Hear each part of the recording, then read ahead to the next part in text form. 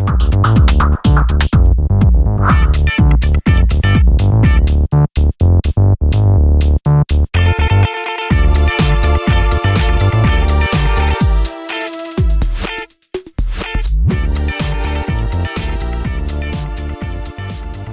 there, it's Corey and Denise from Does Size Matter. We got another RV review for you today. We're super excited because it's been a while since we've done a Newmar Baystar, is the one we're going to do, the 3005. So we are at the Travelland RV Supercenter on the Langley Bypass here in British Columbia, and they got a whole bunch of the Newmar product, so that's the place to go if you're looking for a Newmar. And we're going to show you a different one today than we have in the past. We will put up a link to the construction of the Newmars, and we'll put up some other ones there for you too at the end. So make sure you click on those to get more information. But remember, everything we're telling you is mine and Corey's opinion, just based on the research that we do and the travel that we do and what our particular style is. Also, remember, this is going to be in Canadian dollars, but we're putting a currency converter down in the description so you can make whatever exchanges you need there. There's also going to be timestamps down there so that you'll be able to click right to the section of the Baystar that you're looking for. And we'll also put a link down there to a research tool that we use a lot of and you might want to try too, and that is called RV Reviews. So click on all of those things to help you interact with the video in the best way that suits you. So we want to talk about that there's been some changes. I think as of around 2020, the Newmar gas engines have moved to a, what they're calling, well, first of all, it's on the Ford F53 22,000 pound chassis. And then they've made some changes to the engines. So they went away from that V10 and they're now doing the Godzilla engine. I don't know what that means, but basically they've moved to a V8 7.3 liter engine. And this one, I got notes for this. This one will give you up to 430 horsepower and up to 475 foot-pounds of torque. That's got to impress you, right? So what we know, what we've been told, because we haven't actually been allowed to drive one of these around the block, I don't know why, but anyways, is that this is a quieter engine, and that as the RPMs go up, it's not quite as screaming and noisy as the older V10 F53 was. So considering that your engine is sitting right up here with you, anything they can do to make it quieter is better, right? So the other things that I got to tell you about this rig that I really love is look at this one-piece windshield. It is beautiful. I know, because we drive in one of these all the time, and there's no better thing than sitting up high with this expansive, uninterrupted windshield to see the views go by. I mean, it's just stunning, and I love that. So let's go around the rig and take a look at the outside. You do get some big expansive side windows as well, large mirrors, and you do get the side view cameras, which are really handy for obviously switching lanes, but Corey uses them a lot for backing up and seeing what's around us as we go. The 3005 has 3 large slides on it, and then all the basement storage underneath. So this particular one is the electric cog wheel that will pull it in and out, and it does have your bulb and flap seals to, you know, keep stuff out. And if you look way up high, you can see that it also has the awning over top of the slide, which we love. I think that's just perfect. And you can also see the rain rail with the little spout to push the water away from the rig. Loving that. As we come down, you can see also that the Baystar has the frameless windows that is all the rage these days. Let's look down in each of these compartments. So they're opening up to the side, and here is your propane tank. And next is batteries And there's a little storage spot there as well. Oh, darn it, that one's locked. We'll see what's on the other side. And this is a bigger door that has your utility bay. So first thing I want to point out is they've got sensors on here on the outside of the tanks to tell you how full they are or empty. You've got water filtration. Here is your city water connection, and here I think it would be your black tank flush. Freshwater tank fill valve, you got your outdoor shower, you've got the water filtration, and you've got your spot here to put everything down, and there's a low point drain there too. But be careful, because whenever these are underneath the slide, when you're parked and you come back here to work in this area or do something, be careful you don't smack yourself on that. Moving back, you can see that this is a much deeper slide. It's also a cog wheel electric, and I'm gonna go underneath here and open this door for you and show you the storage there. So it has a light in there. So you can see that the compartments on the Baystar are different than what we've shown you on previous Newmars, and the difference is the chassis, of course. The other thing that we've noticed is that we're not seeing that star foundation that we see on the diesel pushers. So that's not surprising. They are very different chassis, and we just wanted to point that out because we are telling you to go back and look at that construction, because there's a lot of things about the house structure that are going to be the same, and that's where you can get that information from. What do we have here? Here is another compartment, and it's right below the fuel fill. And then back here, oh, okay. So you can put whatever you want in here. You can see your tanks, it's lit, but it also has your 50 amp service in here, which is nice because these are heavy cords. And then you can see here, you can just fit your cord in there to shut your door. So that's pretty handy. All right, let's go around to the back of the rig. Very nice. You have a good ladder to get you way up there. Boy, these are tall, hey? I'll tell you how tall they are when we do the numbers section. But it's very nice. Backup camera is all there. And these are things you're not going to have to buy extra or add to. It's there. There is a receiver hitch here, and I will figure out for you. Oh, here we go.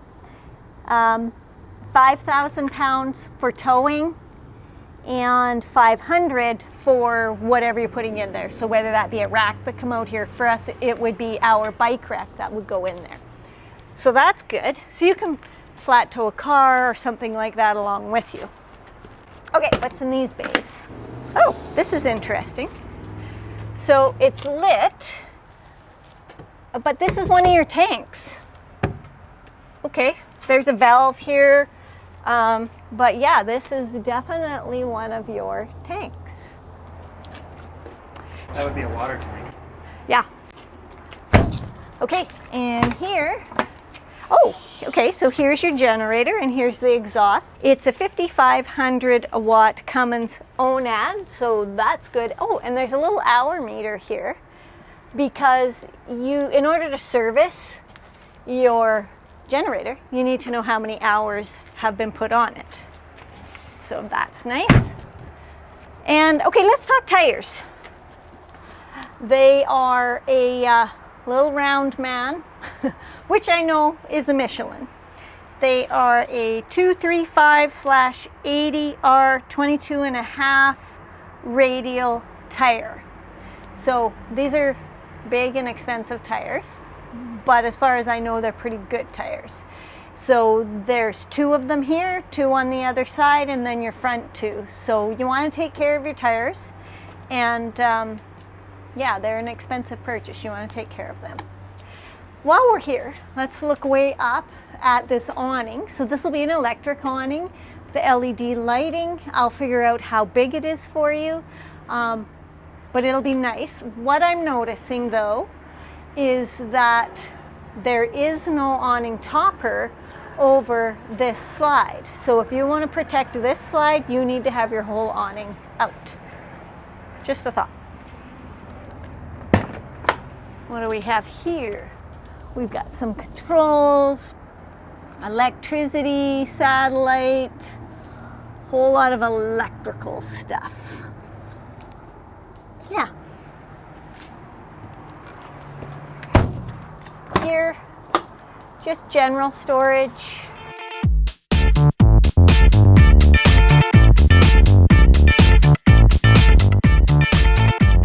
But remember, we're on a gas chassis here, we're not on a diesel pusher.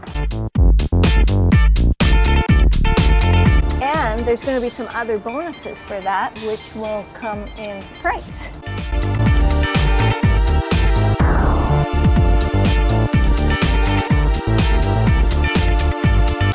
Ouch! And that's why that's a bugger. I didn't get it. Could you do that again? Ow, I banged my head. Shoot. What I was trying to tell you was this is a 2,000 watt Xantrex inverter because there's a lot of electrical going on inside this rig. See, be careful of that. Now I'm afraid to shut the door. And I tell you, I have banged my head so hard on the beaver slide that I thought I was going to pass right out. Yeah, you're not the only one. I know, I hear it, and it makes, I know I'm wandering off on a side note here, but sometimes I hear Corey out there and he bangs his head and the words that he says, I'm like, shh, we're in a public park. Okay, let's go take a look at the door here. Handle's a little bit high, but it works. Oh, and nice, the steps come out all on their own, but you'll want to make sure you've moved away. But these are nice steps, although they're not aluminum, so they'll need some care. And not a friction door, but it does have a bumper on it and it does have a hook on it. So that would just hook up there. And there's how the slide, this is a nice screen. This is quite a heavy duty screen. Oops. There.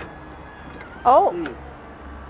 So when the screen shuts, the stairs go up and down. There's probably a button inside for that. That you can make the stairs stay out, yeah. Because you don't want to come ripping out your screen and not have your stairs. I think the other option would be to have it come in when you turn the ignition on. Right. So there, just so you know, there are settings and things where you can make these stairs do what you want them to do so that they're the safest for you. All right, let's go take a look at the 2021 Newmar Baystar 3005. Wow. Okay, so the 2021 is quite nice. They've, of course, tried to accommodate people with the lighter decor colors, some grays, whites. They do still have this sort of browny trim and cabinetry, but you know, they try to make things so that you can mix them up or maybe change the decor a little and everything will still match nicely. So I think that's where they go with this. I like the lighting in there. That's kind of cool. There is some storage down here, pretty small though. The entry area gives you all your control panels and everything, you know, your slides, your awning, all that kind of stuff. The problem is it's kind of high and it is right here at the entry and I don't see, like the beaver's got a piece that goes in and out to cover this so that you could stand here, but I'm not seeing that. So if you're an owner and this is, the Baystar actually has that piece, please leave it in the comments so everybody knows. So that's one thing. The other thing that I noticed is look at this. How many people out there, all of you I'm sure, have heard me complain about the fact that when they put this to cover the window in the door, they usually put it out there and I have to go outside to do it. And here it is right on the screen, exactly where I've been asking for it to go. I love that feature. Into the cockpit, you can notice that this area where the engine is down there is not that big raised thing that you see in a lot of them, or at least in the older ones. So that's nice. It does have cup holders down there. So you can walk in, and then there's a ton of storage here, right? Well, not a ton, but there's some. Big doors though. I see electrical panels. And then above the driver's seat, more. So you know what? I bet you could put like electronic type things in there. And I just want to check if these are automatic. Yeah, They are. they are. So that's nice to have a push of a button. And what about these ones? Oh gosh, I hope they are, because they're way the heck up in there. They probably are. Again, if you're an owner and you know, let me know. Lauren. Lauren is the salesman that knows all about these rigs inside and out. He'll tell us if that's automatic. Okay, so seating. Let me see. Do I like this one? It seems weird to me, only because I'm used to having the door right here, right? Like in the wheel well, because the Beeve's a diesel pusher. So this is good. I mean, the seat feels good. It's a good size. I'm just wondering, oh, it is a recliner. That would be lovely, because my feet never touch the floor. And I love the little desk that's here. How does that work? Oh! And I love that it's centered, so I can be working on my computer. I can have stuff here, because some of them I've seen have been kind of awkward, knocked to the side. So I really do like that. And it's really easy to put in and out. Some of them I've seen have had these big clunky metal mechanisms on them that I know are going to pinch my fingers. I get a cup holder there, my window. Let me see here. That's good. Like, I don't have any seam in the window to look through or fight around. And it's not tinted. My side window has a tint in it. And of course, lots of leg room and that expansive view. So I'm loving that. So I guess the rest is up to you know who. We'll get Corey to show you how the whole cockpit driver's area works. So I was really hoping when they redesigned the F53 chassis that it would be more user-friendly for me. In most vehicles these days, I can get in with a backrest and just drive quite comfortably. This one, I mean, I could put my backrest here, but the steering wheel is still impedes how close I can get to the pedals. And I don't see adjustment for the pedals. Maybe it comes with an adjustable pedal model. So I could reach, but I mean, it's a bit of a stretch, right? It's not comfortable. But there are some modifications that could be made for someone of average height like myself to drive. The rest of the people are probably fine. The console, the driver's dash area is a lot like most pickup type dashes. It's analog gauges for speedometer, odometer, or not odometer, but tachometer, you know, your fuel levels, heat, engine heat, oil pressure, that sort of thing.